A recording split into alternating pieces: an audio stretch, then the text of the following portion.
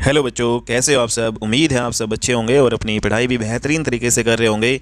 बच्चों, आज की क्लास में हम हिस्ट्री का अपना अगला इंपॉर्टेंट टॉपिक पढ़ेंगे और इसमें ये पढ़ेंगे, हमारा टॉपिक है भारत में नवीन राज्य का उदय, rise of new states in India.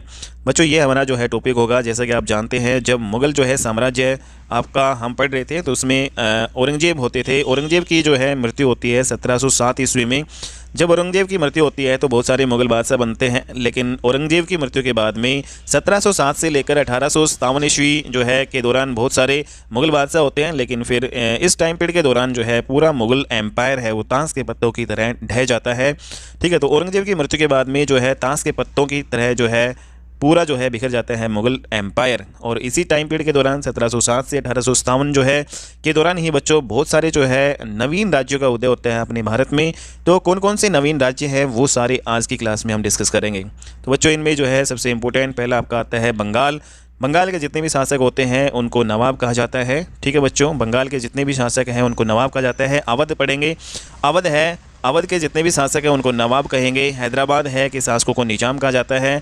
और इनमें राजपूत राज्य के बारे में डिस्कस करेंगे। मेवात, मारवाड़, आमेर वाला जो है इलाका, जाट राज्य है जो भरतपुर जो है आपका ये वाला एरिया बच्चों, और मैसूर राज्य है, इसमें हैदर अली, टीपू सुल्तान के बारे में देखेंगे। मराठा, जिसको बच्चों हम जिसमें पेशवा जो है इंपॉर्टेंट रोल प्ले करता है, पेशवा शासक, तो इनके बारे में डिस्कस करेंगे। सिख राज्य उत्तर भारत में हुआ करता था। भारत का पंजाब वाला एरिया जो है जिसमें सिख राज्य होता था। रुहेलखंड के बारे में पढ़ेंगे जो आपका यूपी में पड़ता है। मुरादाबाद, रामपुरा, बरेली वाले एरिया में बच्चों ये आपका पड़ता है। तो ये जो है कुछ इंपॉर्टेंट जो है आपके नवीन राज्य है जो जिनका उदय होता है, ठीक है, इस टाइम पीरियड के दौरान। तो ये सारे जो है 1 बाय 1 बच्चों हम करते हैं। ठीक है, तो सबसे पहले हम देख लेते हैं दक्कन के निजाम्स के बारे में। तो दक्षिण भारत में जो है निजाम होते थे, जैसे हैदराबाद है, हैदराबाद में जितने शासक हुए निजाम कहलाते हैं। तो सबसे पहले यही देख लेते हैं बच्चों, हैदराबाद राज्य है जो स्वतंत्र हैदराबाद राज्य है, इसके संस्थापक कौन होते हैं? चिनकलिस खान होते हैं। और निजाम उल मुल्क जो है इसको कहा जाता है, इसका दूसरा नाम क्या है? निजाम उल मुल्क चिनकलिस खान। तो इंपॉर्टेंट बात यह है बच्चों कि हैदराबाद राज्य है उसके संस्थापक कौन है? चिनकलिस खान, निजाम उल मुल्क। ठीक है, और ये जो है स्वतंत्र जो है नवीन जो है राज्य की स्थापना होती है और इसके संस्थापक आपके ये होते हैं। और चिनकलिस खान जो है इनके जो पूर्वज होते थे वो तुर्की के समरकंद नामक जो है स्थान से बिलोंग करते थे। और इसके जो पिता का नाम है, चिनकलिस खान के पिता का नाम, इनके पिता का नाम गाजी उद्दीन सिद्दीकी फिरोज प्रथम। ठीक है, ये इनके पिता का नाम था और ये औरंगजेब के दरबार में रहा करते थे। ठीक है, तो चिनकलिस खान के जो पिताजी गाजी उद्दीन सिद्दीकी फिरोज ये औरंगजेब के दरबार में रहा करते थे। और अगर इसकी बात करें तो 1707 में जब औरंगजेब की मृत्यु होती है तो उसके बाद में फिर भारत के अगले जो है मुग़ल बादशाह जो बनते हैं, 1713 में जो है एक मुग़ल बादशाह बनते हैं बच्चों जिनका नाम है फर्रुखशियर। तो जब फर्रुखशियर मुग़ल बादशाह बनता है तो चिनकलिस खान है उसको दक्कन के 6 सूबे का सूबेदार बना दिया जाता है। तो दक्कन के 6 सूबे का सूबेदार इनको बना दिया जाता है फर्रुखशियर के द्वारा चिनकलिस खान को। लेकिन कुछ समय के बाद में दक्कन की सूबेदारी जो है इनसे ले ली जाती है और इनको मालवा जो है का सूबेदार बना दिया जाता है। ठीक है बच्चों, फिर उसके बाद में इसमें जो है इस टाइम पीरियड के दौरान ही बच्चों एक इम्पोर्टेंट ये होते थे सैयद बंधु। ठीक है, तो सैयद बंधुओं हैं उसका अंत करने में चिनकलिस खान जो है ने हेल्प की थी किसकी? मुग़ल बादशाह जो है फर्रुखशियर की। ठीक है, तो इंपॉर्टेंट है बच्चों, चिनकलिस खान की सहायता से ही जो है सैयद बंधुओं की हत्या करवा दी जाती है। और सैयद बंधु जो है इनको किंग मेकर कहा जाता है क्योंकि इन्होंने जो है कम से कम 4-5 जो है मुग़ल बादशाह जो है वो बनाने में इनका इंपॉर्टेंट रोल है होता है, इसलिए जो सैयद बंधु होते हैं उनको किंग मेकर भी कहा जाता है। ठीक है बच्चों, तो सैयद बंधुओं ने जो है क्योंकि 4 जो है मुग़ल बादशाह 4 मुग़ल बादशाह जो है इन्होंने बनाए, इसलिए इनको जो है क्या कहा जाता है? किंग मेकर कहा जाता है सैयद बंधुओं को। ठीक है, जिसमें अब्दुल्ला खान होते हैं सबसे बड़े और हुसैन अली खान, ये 2 सैयद बंधु होते हैं। ठीक है, और इन्होंने जो है इनका इंपॉर्टेंट रोल था, कंट्रोल करते थे। जो ये जितने भी जो आपके मुग़ल जो बादशाह बने हैं ये सैयद बंधुओं की सहायता से ही बने हैं और सारी जो पावर है सैयद बंधुओं के पास होती थी। नाम के जो है मुग़ल बादशाह ये सारे होते थे। कौन कौन से मुग़ल बादशाह जो है इन्होंने बनाए? फर्रुखशियर, रफ़ी उद दरजाद और रफ़ी उद दौला, जिसको शाहजहाँ द्वितीय भी कहा जाता है, मोहम्मद शाह रंगीला। तो ये सारे बच्चों हैं और इन सभी जो है बादशाहों को बनाने में इंपॉर्टेंट रोल जो है प्ले किसने किया था? सैयद बंधुओं ने। तो ठीक है बच्चों। तो जब मोहम्मद शाह फिर मुग़ल बादशाह बनते हैं, तो मोहम्मद शाह जो रंगीला जिसको हम कह सकते हैं, मोहम्मद शाह जब बादशाह बनते हैं तो इसके शासनकाल में सैयद बंधुओं की मृत्यु हुई थी। तो इसी के शासनकाल में हुई इनकी मृत्यु। मोहम्मद शाह के शासनकाल में सैयद बंधुओं का अंत हुआ, जिसमें महत्वपूर्ण भूमिका किसने निभाई थी? चिनकलिस खान ने निभाई थी, जो हैदराबाद का निजाम हुआ करता था। ठीक है, तो खुश होकर जो है फिर मुग़ल साम्राज्य का वजीर इनको बना दिया जाता है 1722 ईस्वी में चिनकलिस खान को। तो ये वजीर बन जाते हैं चिनकलिस खान 1722 में। और 1723 के आते आते चिनकलिस खान है मोहम्मद शाह को बिन बताए जो है कहाँ पे चला जाता है? दक्कन में चला जाता है। और वहाँ पर जो है हैदराबाद का सूबेदार मुबारिज़ खान होता था। तो मुबारिज़ खान को मोहम्मद शाह ने आदेश दिया कि जाइए और चिनकलिस खान पर आक्रमण कर दीजिए। तो बच्चों इस प्रकार जो है 1724 ईस्वी में फिर लड़ा जाता है आपका सुकरखेड़ा का युद्ध। तो इम्पोर्टेंट है, 1724 ईस्वी में सुकरखेड़ा का युद्ध लड़ा जाता है। और ये युद्ध है किसके बीच में होता है? ये युद्ध चिनकलिस खान और मुबारिज़ खान के बीच में लड़ा जाता है। चिनकलिस खान है, इसका दूसरा नाम क्या है? निज़ाम उल मुल्क। तो निज़ाम उल मुल्क और जो है मुबारिज़ खान के बीच में 1724 ईस्वी में लड़ा जाता है सुकरखेड़ा का युद्ध। ठीक है, और इस निज़ाम उल मुल्क या चिनकलिस खान ने जो है मुबारिज़ खान को क्या किया? इस युद्ध में पराजित कर दिया, सुकरखेड़ा का युद्ध में। ठीक है, तो सुकरखेड़ा के युद्ध में विजय होती है चिनकलिस खान या निज़ाम उल मुल्क की। ठीक है, तो इम्पोर्टेंट है बच्चों। और फिर 1724 में चिनकलिस खान या फिर निज़ाम उल मुल्क है, उन्होंने हैदराबाद राज्य की स्थापना कहलाई और पहला जो है हैदराबाद का निज़ाम ये कहलाया। ठीक है, तो इम्पोर्टेंट है। तो 1724 ईस्वी में जाके हैदराबाद राज्य की स्थापना किसने की थी? चिनकलिस खान ने या फिर निज़ाम उल मुल्क ने। और ये पहले जो है हैदराबाद के निज़ाम बनते हैं। हैदराबाद के जितने भी जो है शासक होते हैं वो सारे निज़ाम कहलाए हैं बच्चों। ठीक है, तो इन्होंने एक स्वतंत्र जो है राज्य की स्थापना कर दी चिनकलिस खान ने हैदराबाद की। तो इम्पोर्टेंट है। और बच्चों क्योंकि जो सुकरखेड़ा का जो युद्ध लड़ा गया था और इस युद्ध में चिनकलिस खान की मदद की थी मराठों ने। ठीक है, किसने की थी? मराठों ने जो है की थी। और उस समय जो है मराठों का जो पेशवा कौन होता था? बाजीराव प्रथम। इसलिए चिनकलिस खान ने मराठों को जो है सरदेशमुखी और चोट देना फिर स्वीकार किया था, क्योंकि चिनकलिस खान की मदद की थी मराठों ने। और फिर जो मराठों द्वारा जो कर लिया जाता था सरदेशमुख और चौथ। ठीक है, सरदेशमुख क्या होता है? एक प्रकार का टैक्स होता है, मराठों द्वारा लिया जाता है। ये सरदेशमुख जो टैक्स जो है बच्चों, चौथ और सरदेशमुख, ये जो है टोटल 2 प्रकार के टैक्स होते थे जो मराठों के द्वारा लिए जाते थे।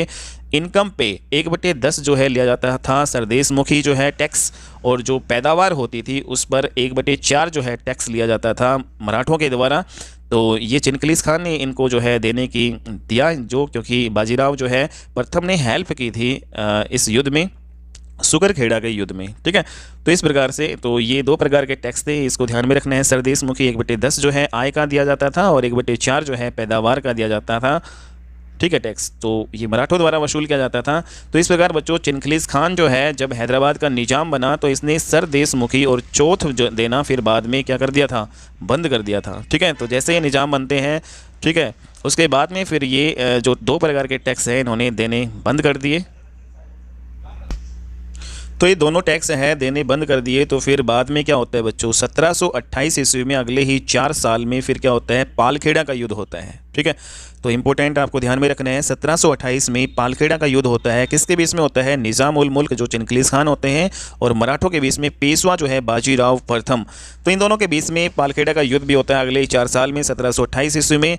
और इसमें जो है पेशवा बाजीराव ने निज़ाम उल मुल्क को हटा दिया और हैदराबाद जो है उसकी लूट की। तो यहाँ पे पेशवा बाजीराव है उसको जो है उन्होंने हैदराबाद में लूटपाट की, क्योंकि जो है इन्होंने निज़ाम उल मुल्क ने टैक्स देना बंद कर दिया था सरदेशमुखी और चौथ। तो इस प्रकार से बच्चों ये होता है। और 1748 ईस्वी में निज़ाम उल मुल्क की फिर क्या होती है? मृत्यु हो जाती है। चिनकलिस खान की मृत्यु होती है 1748 ईस्वी में, वेरी इंपॉर्टेंट। और फिर बच्चों अगले उसके बाद में इसका जो बेटा होता है चिनकलिस खान का बेटा नासिर जंग, और इसका एक भतीजा होता है मुजफ्फर जंग। तो नासिर जंग इसके बेटा और भतीजा मुजफ्फर जंग, इन दोनों के बीच में अगला जो है निजाम, जो हैदराबाद का अगला निजाम या अगला उत्तराधिकारी बनने के लिए लड़ाई होती है इन दोनों के बीच में, और जीत होती है फिर नासिर जंग की। ठीक है, तो इस प्रकार अगले जो है हैदराबाद के चिनकलिस खान के बाद में निजाम जो बनते हैं वो कौन बनते हैं? नासिर जंग, इसके जो है पुत्र बनते हैं। तो नासिर जंग अगले हैदराबाद के निजाम बनते हैं। तो इंपॉर्टेंट पॉइंट है बच्चों। अगला अगर हम देखें तो 1798 से लेकर 1805 ईस्वी तक उस टाइम पीरियड में बच्चों बंगाल का जो गवर्नर जनरल है वो लॉर्ड वेलेस्ली होता था। कौन होता था? लॉर्ड वेलेस्ली बंगाल के गवर्नर जनरल होते थे 1798 से 1805 ईस्वी के टाइम पीरियड के दौरान। तो लॉर्ड वेलेस्ली हैं, इनके द्वारा भारत में सहायक संधि शुरुआत की गई थी। तो सहायक संधि किसने शुरू की थी? लॉर्ड वेलेस्ली ने, ठीक है। और इस टाइम पीरियड में 1798 से 1805 ईस्वी के दौरान ये होते थे। तो 1798 में बच्चों हैदराबाद का निजाम होता था निजाम अली। तो इम्पोर्टेंट है, हैदराबाद के निजाम कौन होते थे? निजाम अली होते थे। और इसने वेलेस्ली की जो सहायक संधि है उसको स्वीकार किया था और हैदराबाद का जो विलय है उन्होंने ब्रिटिश साम्राज्य में कर दिया था। तो इस प्रकार के बच्चों इंपॉर्टेंट पॉइंट ये है कि लॉर्ड वेलेस्ली की सहायक संधि पर हस्ताक्षर करने वाला पहला राज्य कौन था? वो हैदराबाद था, ठीक है। तो इस प्रकार ब्रिटिश साम्राज्य में हैदराबाद जो है का विलय हो जाता है लॉर्ड वेलेस्ली की सहायक संधि जो है के दौरान ही 1798 ईस्वी में। और ये ऐसा जो है साइन करने वाले होते हैं निजाम अली, जो निजाम होते हैं ये हैदराबाद के। तो इम्पोर्टेंट है पॉइंट बच्चों, ये आपका जो हैदराबाद के बारे में था। अब हमारा अगला जो है नवीन जो है स्वतंत्र राज्य जो उभर कर आए थे भारत में इस टाइम पीरियड के दौरान, उसमें अगला हम पढ़ेंगे राजपूत राज्य। ये जो राजपूत राज्य है मुगल साम्राज्य में राजपूताना जो है ये इसको कहा जाता था। तो राजपूताना ये आपका इलाका होता था मारवाड़, मेवाड़ और आमेर वाला, ठीक है। तो इसमें ये विभाजित था। और राजस्थान के राजपूत जो शासक हैं मुगलों के अधीन रहकर ही शासन किया करते थे और मुगलों के दरबार में मंत्री हुआ करते थे, ठीक है। इम्पोर्टेंट है बच्चों, एक मिनट रुकना। तो राजपूत राज्य के बारे में हम देख रहे थे। तो ये मुगलों के टाइम में जो है मुगलों के अधीन रहा करते थे राजपूत जो आपके शासक, ठीक है, या फिर मंत्री हुआ करते थे। लेकिन जब भारत का मुगल जो है शासक औरंगजेब होता था तो उस समय मारवाड़ा जो है जोधपुर वाला जो इलाका, ये यहाँ का राजा होता था राजा अजीत सिंह। मेवाड़ का शासक होता था राणा सिंह और आमेर के शासक होते थे जय सिंह, ठीक है, सवाई जय सिंह। तो ये होते थे। तो ये तीनों ही औरंगजेब और उसकी नीतियों से बिल्कुल नाराज़ थे, परेशान हो चुके थे और वेट कर रहे थे तीनों जो है राजा औरंगजेब की मृत्यु की। तो जैसे ही 1707 ईस्वी में औरंगजेब की मृत्यु होती है तो सबसे पहले जो है 1707 ईस्वी में मारवाड़ के जो शासक होते हैं अजीत सिंह, इन्होंने जो है खुद को स्वतंत्र घोषित कर दिया, ठीक है। तो इस प्रकार मारवाड़ के शासक अजीत सिंह है राजपूताना, ये जो है इन्होंने स्वतंत्र खुद को घोषित किया मुगलों से। और 1708 ईस्वी में जो मुगल शासक बहादुर शाह जो है प्रथम हुआ करते थे, जब मुगलों के अगले जो है ये बादशाह बनते हैं तो उसमें मुगलों ने मारवाड़ पर आक्रमण किया और अजीत सिंह को पराजित कर दिया। और मुगलों की जो है इन्होंने फिर बाद में अधीनता स्वीकार की अजीत सिंह ने। लेकिन बच्चों 1714 ईस्वी में फिर अजीत सिंह ने दोबारा अटैक किया मुगलों पर। और सैयद बंधुओं में जो आपके होते थे हुसैन अली खान, जो बड़े वाले होते थे सैयद बंधुओं में हुसैन अली खान, इन्होंने मारवाड़ पर अटैक किया और अजीत सिंह है उसकी पुत्री का विवाह जो है मुगल बादशाह फरुखशियर से कर दिया। तो मुगल बादशाह जो है फरुखशियर जो होते थे उनकी शादी करवा दी जाती है अजीत सिंह की पुत्री के साथ, ठीक है बच्चों। नेक्स्ट जो है अगर हम देखेंगे आमेर के जो राजा होते थे, आमेर के जो शासक होते थे सवाई मिर्जा जय सिंह, ये 1688 से 1743 ईस्वी के दौरान रहते हैं आमेर के शासक सवाई मिर्जा जय सिंह। इंपॉर्टेंट है बच्चों ये। तो आमेर का जो शासक सवाई मिर्जा जय सिंह ये औरंगजेब के शासनकाल में उसका सेनापति होता था, जिसको मीर बख्शी भी कहा जाता था। इंपॉर्टेंट पॉइंट है, जो सवाई मिर्जा जय सिंह होते थे यही औरंगजेब के शासनकाल में उसका सेनापति होता था, जिसको मीर बख्शी कहा जाता था। तो सवाई जो है मिर्जा जय सिंह है, ये इन्होंने क्या किया था? जयपुर शहर की स्थापना की थी। इसके बारे में डिस्कस करें तो बच्चों, तो जयपुर शहर की स्थापना सवाई मिर्जा जय सिंह ने की। एक महान खगोल शास्त्री, वैज्ञानिक और साहित्यकार ये हुआ करते थे। और बच्चों जब एक टाइम ऐसा होता है जब जयपुर को जो पिंक सिटी क्यों कहा जाता है, क्योंकि जब 1876 ईस्वी का जो टाइम था, 1876 ईस्वी में ब्रिटेन की महारानी होती थी क्वीन विक्टोरिया, ठीक है, वो भारत आई थी। तो उसमें जयपुर का एक शासक हुआ करता था सवाई जो है राम सिंह। तो राजा जो है सवाई राम सिंह होते थे। तो इसी के द्वारा क्वीन विक्टोरिया के जो है वेलकम के लिए, उनके स्वागत के लिए जयपुर शहर है उसको पूरा जो है गुलाबी रंग से रंगवा दिया था इन्होंने। तो कौन से राजा थे जिन्होंने जो है क्वीन विक्टोरिया के जो है वेलकम के लिए, स्वागत के लिए पूरे जयपुर शहर को गुलाबी रंग से रंगवा दिया था? तो इसका नाम है राजा सवाई राम सिंह। तो इम्पोर्टेंट है बच्चों, ठीक है। तो नेक्स्ट जो है बच्चों हम पढ़ेंगे भरतपुर का जो जाट राज्य है, ठीक है, ये हम देखते हैं। नेक्स्ट हमारा है भरतपुर का जाट राज्य और इसके बारे में डिस्कस कर लेते हैं। तो भरतपुर का जो जाट राज्य है, ये जो वाला इलाका भी मुगलों से जो इन्होंने स्वतंत्र जो है घोषित किया था।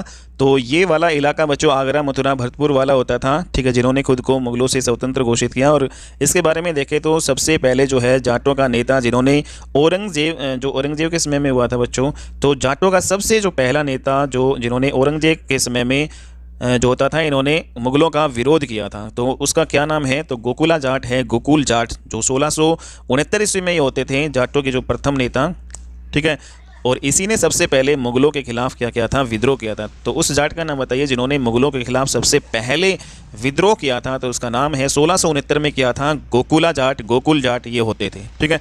तो 1686 ईस्वी में जाटों का फिर अगला जो नेता बनते हैं राजा राम जाट। तो राजा राम जाट हैं ये अगले जो है नेता बनते हैं जाटों के, और इसी के नेतृत्व में अकबर के जो मकबरा होता था उस पर आक्रमण किया जाता है, उस पर लूटपाट की जाती है, और जो अकबर की अस्थियां जो है उनको जला दिया जाता है। किसके द्वारा, तो कौन से ऐसे जाट थे जिन्होंने ये काम किया था, तो राजा राम जाट 1686 ईस्वी में ये नेता थे जाटों के। तो जाट राज्य का जो पहला जो संस्थापक जो है, मतलब या इंडिपेंडेंट जो रूलर हुआ, जिसने जाट जो है को अपना स्वतंत्र जो है शासक घोषित किया, तो ये थे आपके चूड़ामन जाट। तो जाट राज्य का सबसे पहला जो है संस्थापक या इंडिपेंडेंट जो रूलर या शासक वह हैं, वो कौन है, चूड़ामन जाट। तो चूड़ामन जाट हैं, इन्होंने जो है इंडिपेंडेंट जाट साम्राज्य की स्थापना की थी। तो इंपॉर्टेंट है बच्चों चूड़ामन जाट। तो चूड़ामन जाट है, इन्होंने ही 1695 से 1721 ईस्वी तक ये रहते हैं। इन्होंने इस टाइम पीरियड के दौरान जो है स्वतंत्र भरतपुर राज्य की नींव रखी थी। तो important, very very important point है। तो चूड़ामन जाट ने ही स्वतंत्र भरतपुर राज्य की जो है नींव रखी थी 1695 से लेकर 1721 ईस्वी के दौरान।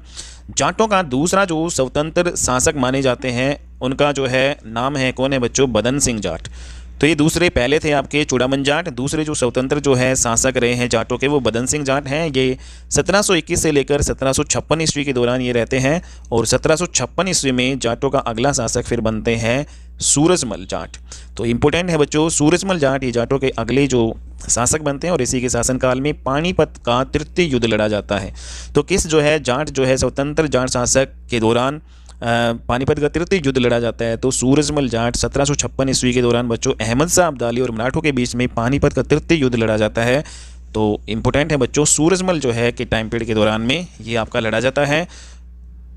तो इसमें इंपॉर्टेंट पॉइंट ये है कि सूरजमल जाट है, इन्होंने मराठों की मदद करने का वादा किया था पानीपत के तृतीय युद्ध में, बट सदाशिव राव जो भाऊ होते हैं, जो मराठों के सेनापति होते हैं, और सूरजमल है जाट, इनके बीच में मतभेद हो जाता है, और इसी कारण सूरजमल जाट हैं उन्होंने मराठों की फिर बाद में हेल्प नहीं की थी पानीपत के तृतीय युद्ध में, और इस प्रकार पानीपत के तृतीय युद्ध में मराठों की बुरी तरीके से हार होती है। तो वादा किया था सदाशिव राव भाऊ के साथ जो है सूरजमल जाट ने कि वो सहायता करेंगे, लेकिन बाद में ये मना कर देते हैं। तो इस प्रकार जो है मराठों की बुरी तरीके से हार होती है पानीपत के तृतीय युद्ध में, ठीक है। इंपॉर्टेंट पॉइंट है बच्चों। नेक्स्ट जो है आपका भरतपुर का जो अगर अंतिम जाट शासक की बात करें, तो अंतिम जो जाट शासक थे, स्वतंत्र जो जाट शासक थे, वो आपके रणधीर सिंह। तो अंतिम जो है भरतपुर के जाट शासक कौन थे, रणधीर सिंह। और इसी के शासनकाल में 1805 ईस्वी में अंग्रेजों ने भरतपुर पर अधिकार किया था। तो इंपॉर्टेंट है, तो अंग्रेजों ने 1805 ईस्वी में भरतपुर पर अधिकार किया था। तो उस टाइम कौन से जो है आपके जाट शासक थे, तो रणधीर सिंह जाट ये आपके थे। रणधीर सिंह जाट के साथ संधि करके अंग्रेजों ने इस भरतपुर जो है पर अधिकार किया था। तो रणधीर सिंह और अंग्रेजों के बीच में संधि होती है 1805 ईस्वी में बच्चों, और ये आपका होता है। तो बच्चों इस प्रकार से जो ये आपके कुछ इंपॉर्टेंट नवीन जो राज्य थे। अगला जो आपका आता है सिख राज्य, ठीक है, ये आपका पंजाब वाले एरिया में होते थे। तो सिखों के जो है जितने भी गुरु हुए हैं, ठीक है, 10 गुरु हुए हैं, उन सभी के बारे में बच्चों हम अगले क्लास में डिस्कस करेंगे। जितने भी और आपके बाकी बच गए हैं स्वतंत्र नवीन राज्य जिनका उदय हुआ था 1707 से लेकर 1885 ईस्वी के दौरान, वो हम अगली क्लास में डिस्कस करेंगे बच्चों। तो आज की क्लास बच्चों आपको ये कैसी लगी? अगर आपको जो है अच्छे से समझ में आ रहा है तो प्लीज़ वीडियो को ज़्यादा से ज़्यादा आप जो है लाइक कीजिएगा, शेयर कीजिएगा।